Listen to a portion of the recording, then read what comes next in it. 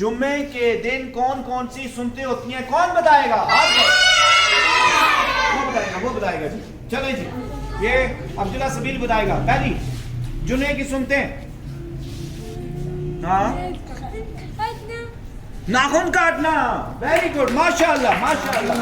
अगली जी, अगली मुस्वाक करना। वेरी गुड, बहुत अच्छा, मुस्वाक करना। Very good. और जी अगली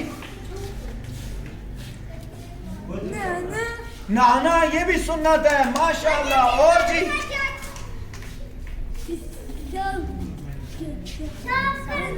साफ कपड़े पहनना, सफेद कपड़े पहनना। वेरी गुड, माशाल्लाह, तालियां जी। अच्छा जी, वेरी गुड। आपको स्कूल में मजा आता है? अच्छा, वेरी गुड। इसके लिए इसका भी जवाब ठीक हो गया जी। इधर आ जाइए जी। ज़ारा बतूल आपने कुछ सुनाना है जी। चलें, आपको नात शात सुना दें। क्या तिलावत आती है? तिलावत सुना दें जी। चलें, ऊंची आवाज में।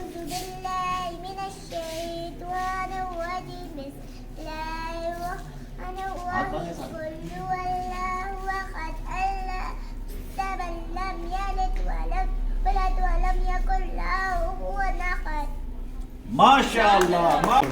टॉफियां दें जी इसको।